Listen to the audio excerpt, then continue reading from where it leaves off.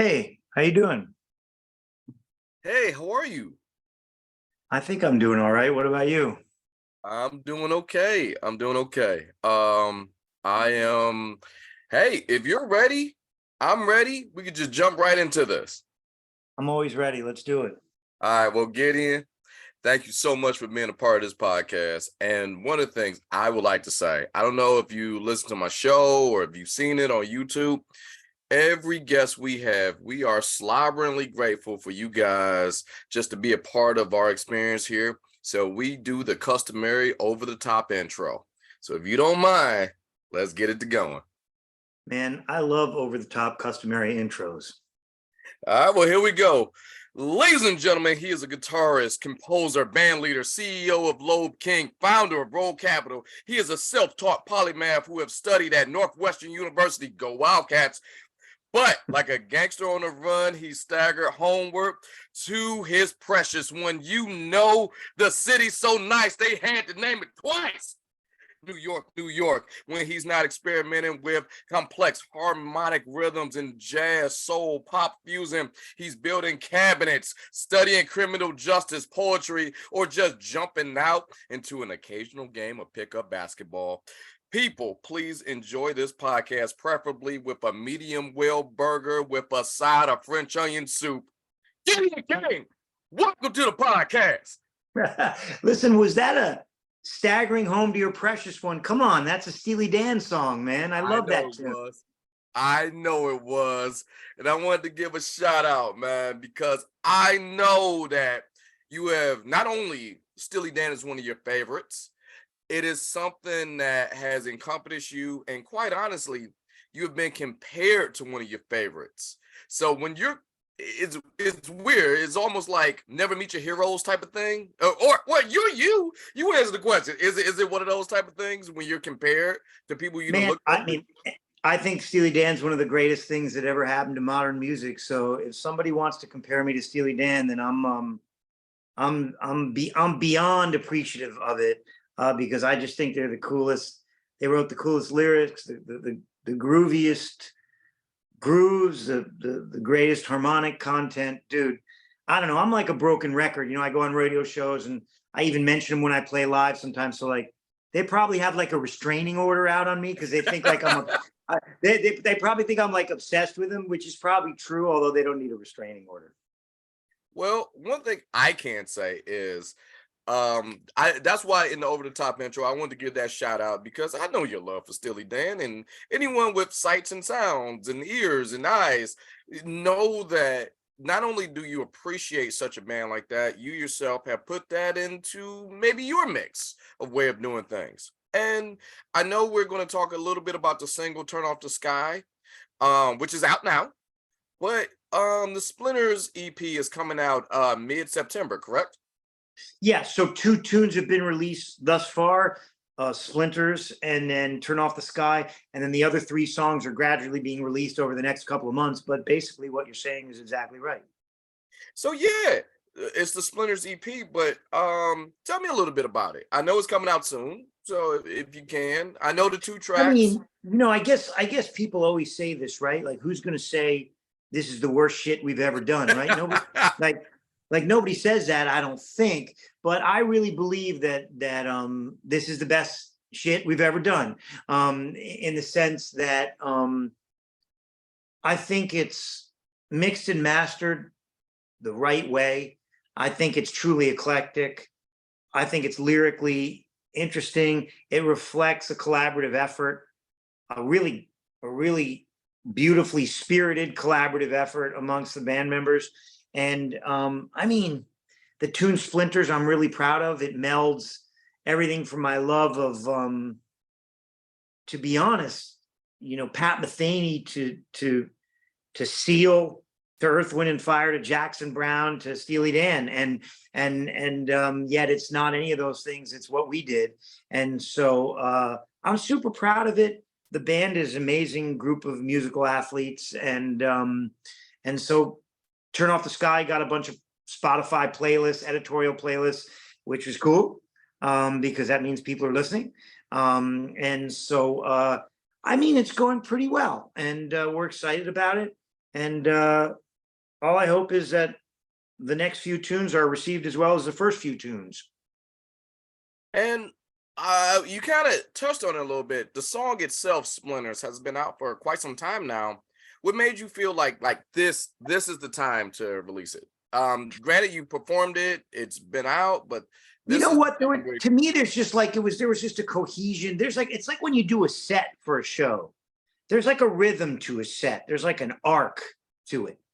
And every set that you play, not to sound too pretentious, but every set that you play is like a story that you're telling, you know. And I think this EP is structured in such a way that it's telling a story. The first tune, Splinters, is again reflects a lot of eclectic influences for me, influences on me.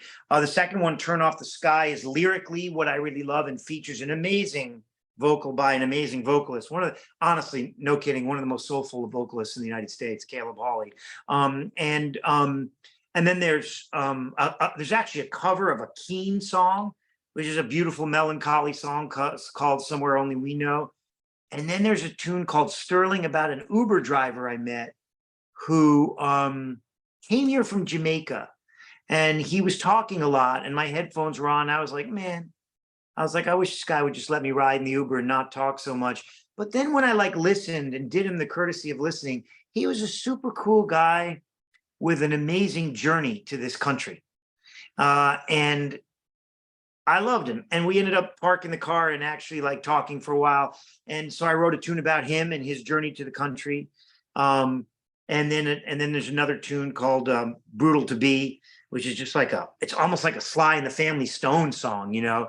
And so there's an arc to a show, there's an arc to a CD, there's an arc to an EP, and Splinters coming first, just being sort of an all-encompassing, more musically global kind of expression, just felt like the right tune to do first. And listen, you know what? We got tons of tunes that that we haven't released. The thing about releasing music is it's scary because it's like you work so hard on it, then you release it. Yeah, it gets some attention, some streams, and then that's it sometimes, you know? And it's just really, it's hard.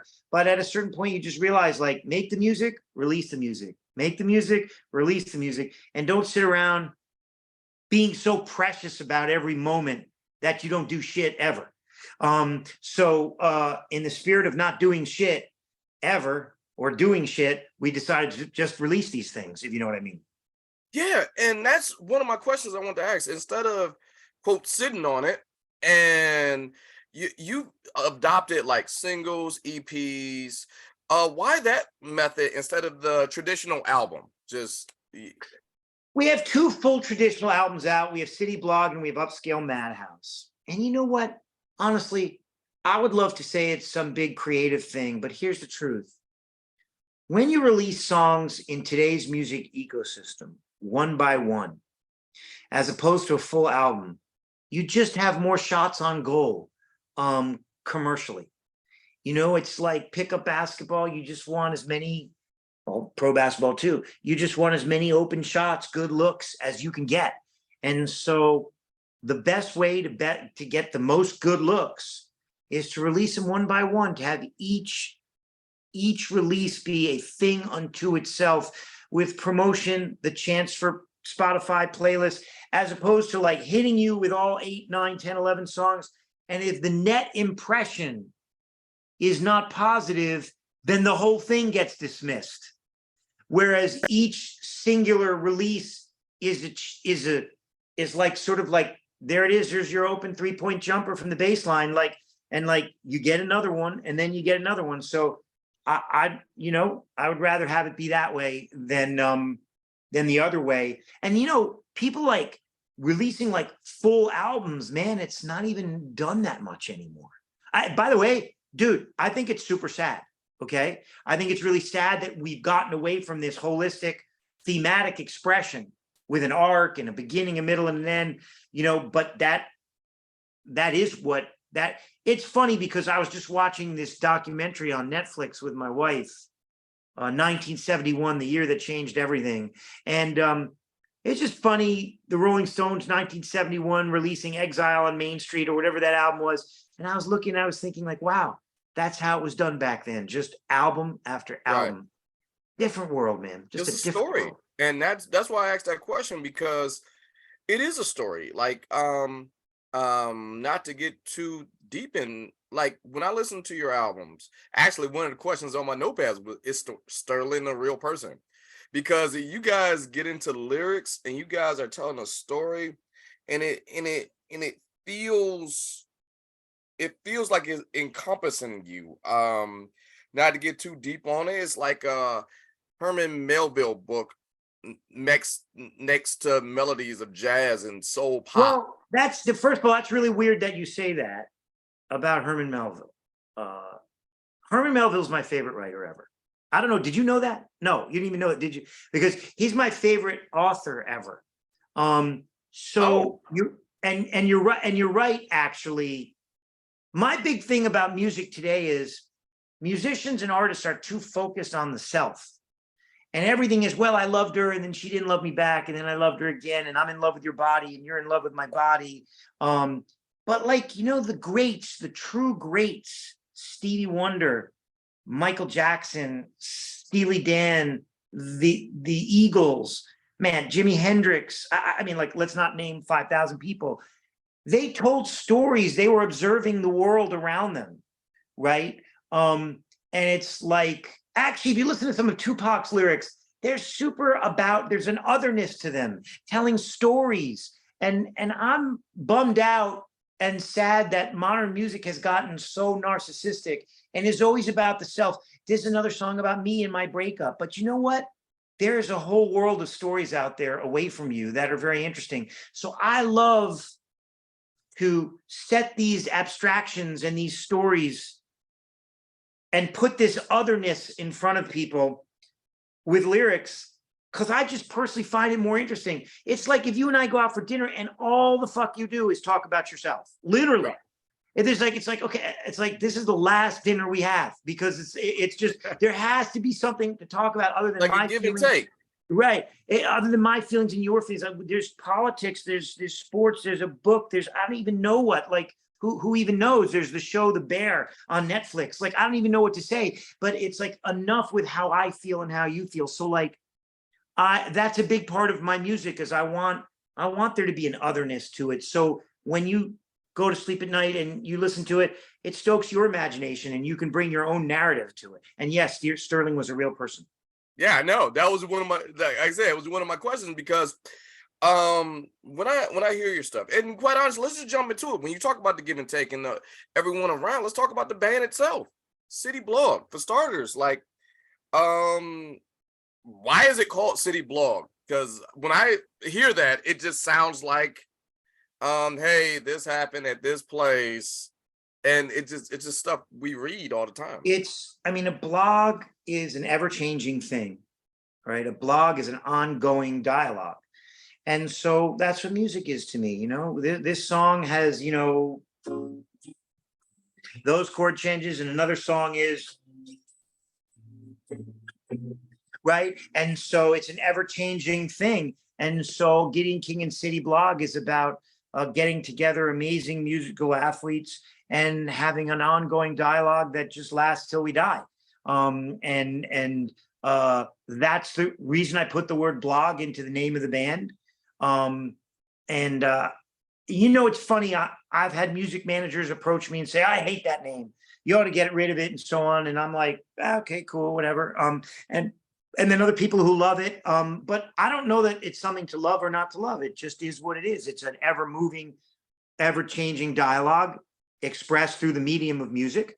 And the band are incredible musicians. I personally, I like to take jazz musicians and have them play soul, funk, pop, crossover music. That to me is like this incredibly amazing blend of skill, and it oozes out of bands. Oh man, here we go again. Like Steely Dan, of course. It's fine.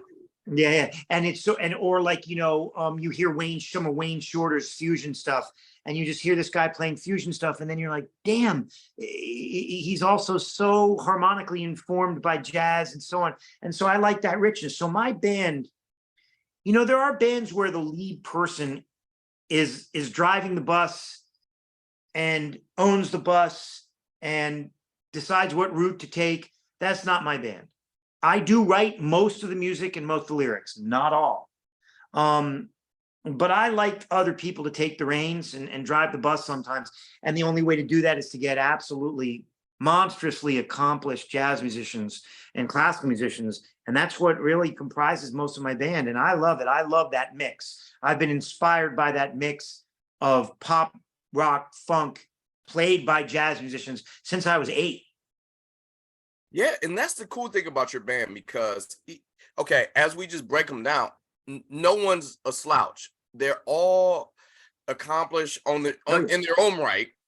But does it help that each member of the band kind of sort of has their own following? It does. You know, I mean, it's logistically, it's sometimes tough because they have their own following, they have their shit going on. So you have to compete against that sometimes. But man, when you have people who are confident with good ideas, I mean, you know, I'll take it. I'll take people who say, no, Gideon, you know, that's not like what you're playing is not very hip. How about this? How about we do a break here? How about the band breaks down here? How about we, and so you just, if you're confident enough to receive criticism and give criticism in a peaceful way, and you can assemble a group of 5-10 people who will do that and adopt that attitude with you, way beyond the music, you have something very special creatively. And I'm a big believer in that. I'm a big believer in not waking up waiting to get my feelings hurt. What I want is to get the right answer.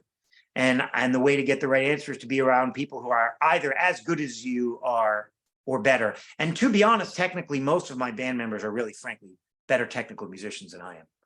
Now, I have heard that in the past. I've heard you say that where you, quote, treasure inferiority to the point where you do feel like everyone in the band is better than you.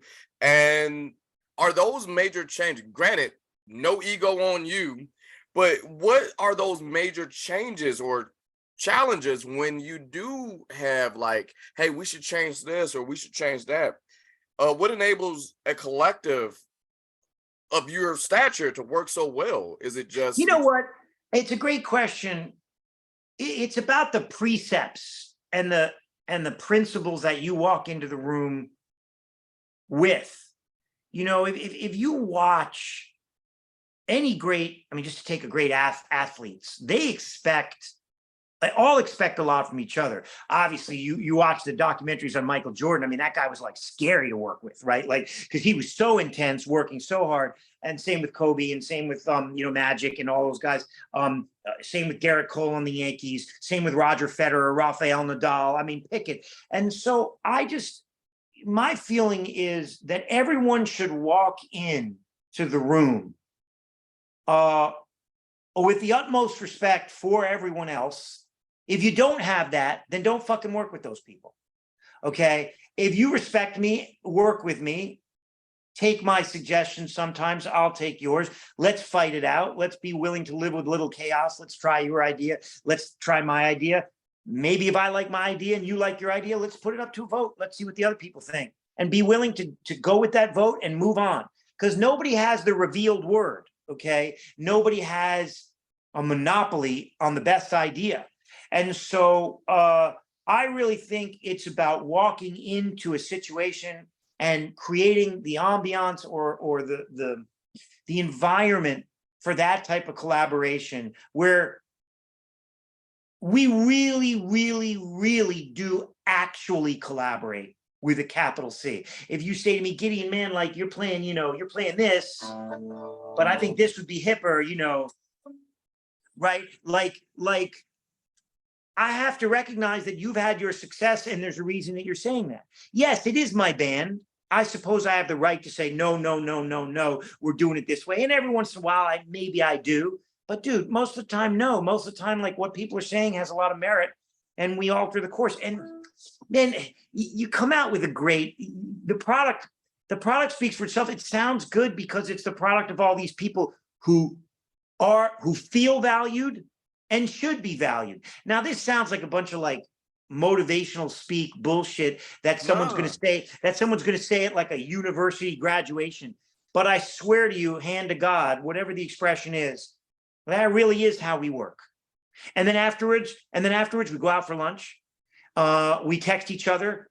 I play tennis with my piano player, and I text one of my singers at 2 a.m, and he's up. We're talking about jazz at 2 a.m, and we talk about sports and we talk about art and we joke around. And so you've got to move beyond the preciousness of your ideas, because they're not that good and they're not that precious. And I learned that in the business world. And that's I live and die by that. Now, I believe you, and granted, this ain't some TED talk that we're just sitting here shooting shit on. I really believe that, because one of the things it's shown through the work, because you have a lot of duets on this project. Oh, hell yeah. So there's that level of harmonizing, compromising, knowing your partner. Is that just a byproduct of that, or is it just something? It is. It's a byproduct of the nature of the intrinsic DNA in the band of collaboration. And it's also, dude, I love duets. Everything from like guitar singing duets, Ella Fitzgerald and Joe Pass, to Sheryl Crow and Kid Rock, to Barbara Streisand and Andy Gibb, to dude, I mean, we could go on forever. So I love writing duets. And you know what? Men and women have been falling in and out of love for a long freaking time. And relationships are complex and interesting and insane, and rich with the madness of life. And so duets, man-woman duet, that's one of the most archetypical, beautiful, traditional concepts to me that exists on earth. So anytime I can write a duet, I write it. And if you get two people that are into it, and there's always that one moment in the duet where they swell up together and the blend of the two voices works, and it's like the finale in the fireworks show in Central Park on New Year's, and it's like, there it is, like mission accomplished. That's like that's the dunk from the foul line. So like, I love duets. I'm like an old romantic for duets. So it's a matter. You're right. It's a reflection of the collaboration. It's also just a reflection of the intrinsic humanity of a duet, if you know what I'm saying. Yeah, trust me, I know what you're saying. I rock the ring, man. And so yeah, I understand when you talk about that harmonizing. And sometimes it don't work out right. Sometimes it do work out right. Yeah. The journey is finding the way where we can work it throughout our differences. Yeah. So, and the thing is about twos, it's like, it's like, Bernie Taupin and Elton John, Michael Jackson and what's his name, the guy who wrote the songs, Rod, what's his name, with Michael Jackson, Scottie Pippen, Michael Jordan,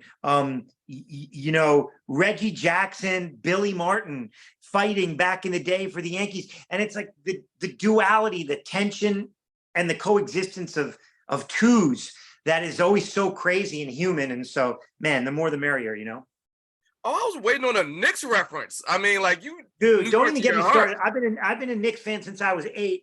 That Sorry team, to hear that. I know they make me cry every year. I watch every game, and it's just like so. That's another podcast. Let's not even. That's fair. Look, you don't want things to fall apart. You don't want me to start crying. It's not fair to you. Look, I was waiting on, like, when you talk about getting it together, we're talking about, and granted, I am a Pistons fan, so Eastern Conference, I know my thing or two about a thing or two, but I was waiting on the Ewing Starks relationship where it was good.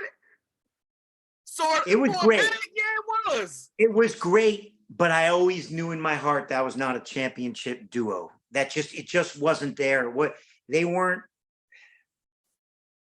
great players. And of course, the left-handed dunk over Michael in the Bulls game. How can you not love that with John Starks? But they never had the championship. They never had the championship vibe to me the way. Well, obviously the Pistons. Listen, look at the Pistons. Lambeer.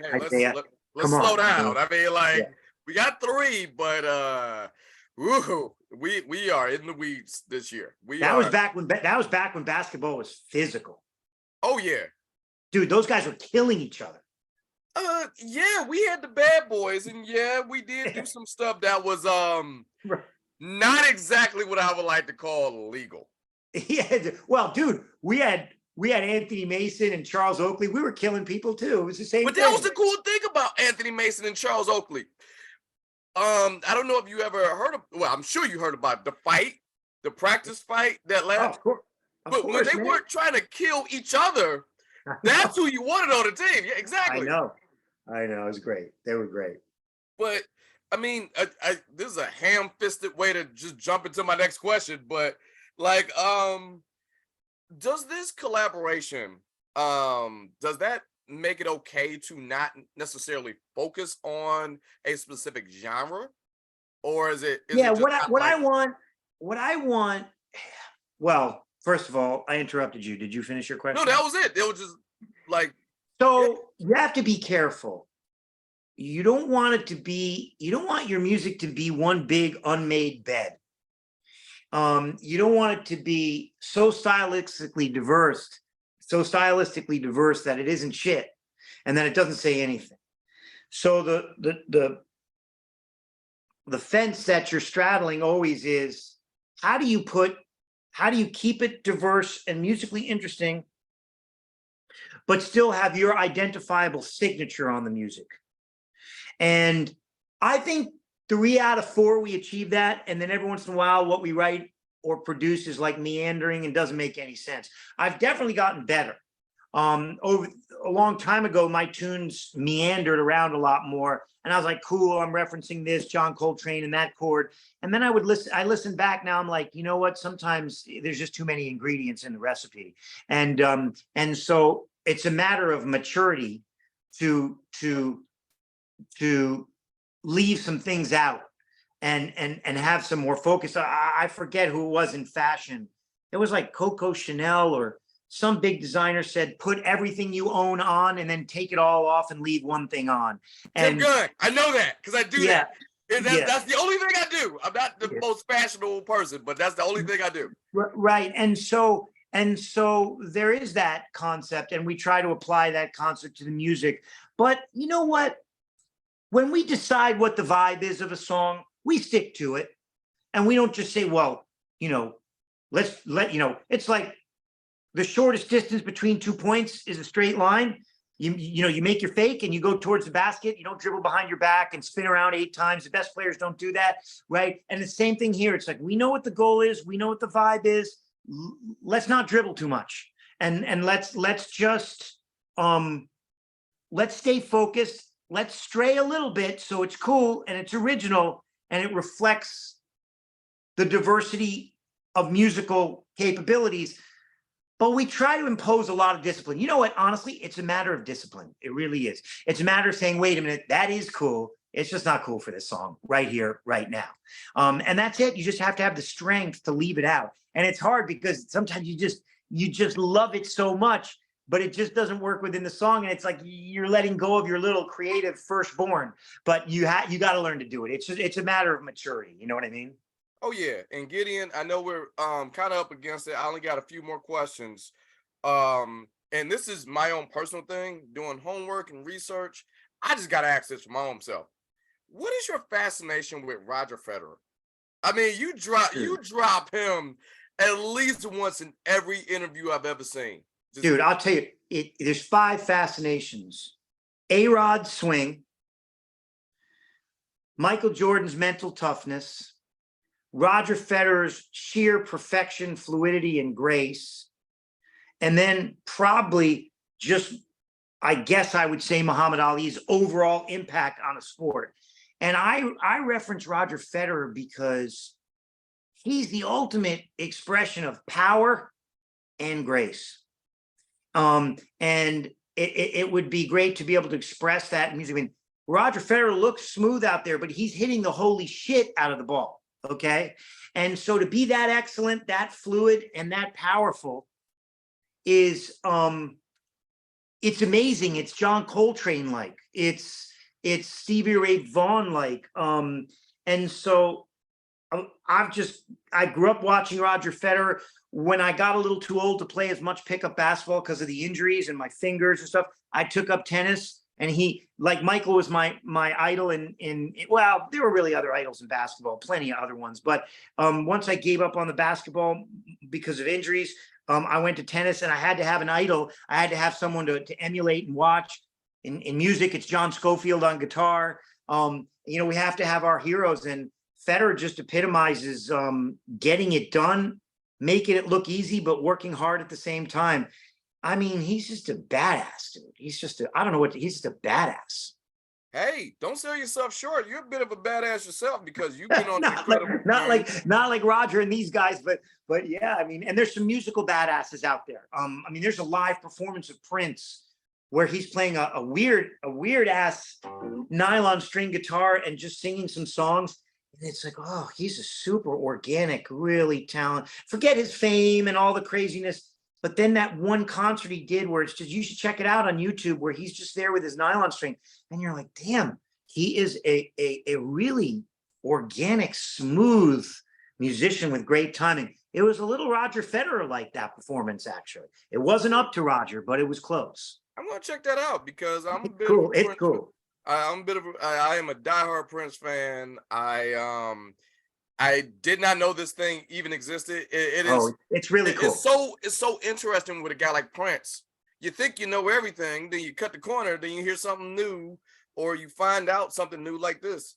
And the thing I liked about Prince is the thing I like about everybody from John Coltrane to Donald Fagen from Steely Dan to Robert Plant from Led Zeppelin to Seal to name everybody, Federer.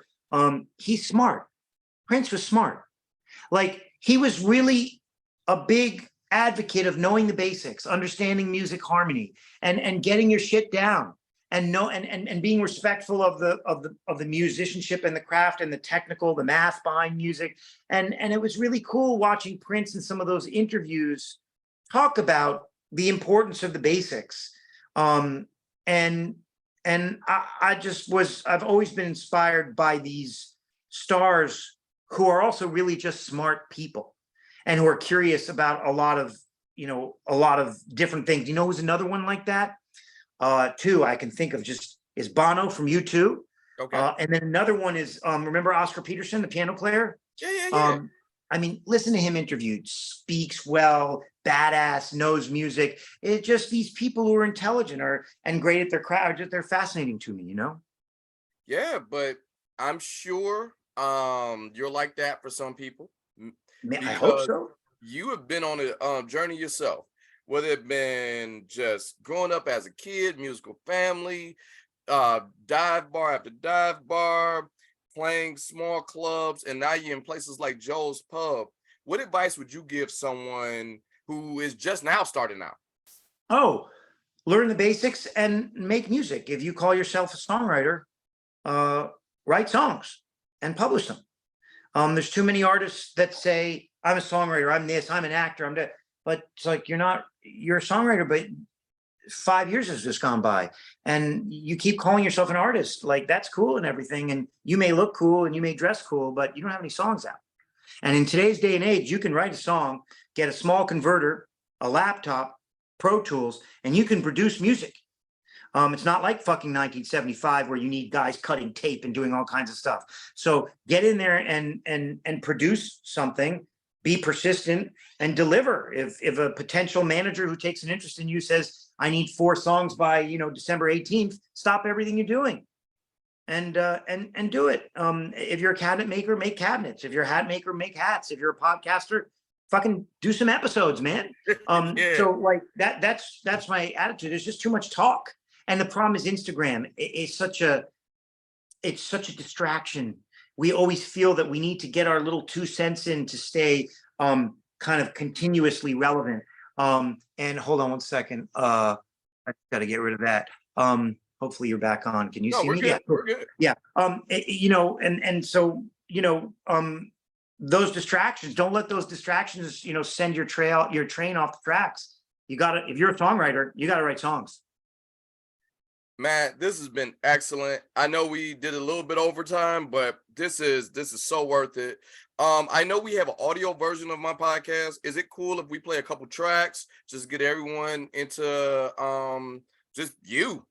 Dude, whatever you do is cool with me. All right, so I got to give you the time. This camera, that camera, your camera. Just take the moment, plug whatever you want to plug.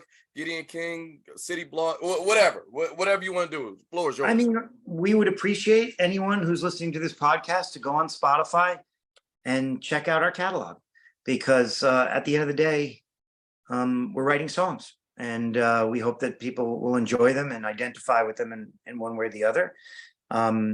We feel that if you are an actual band, that you should have a big catalog out there. So we do have a big catalog, and if you go out there and listen to it, we're you have our undying appreciation. Let me put it that way. That's all I can say and all I have to say.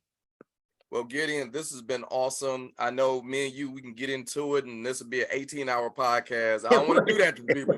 It but would, man.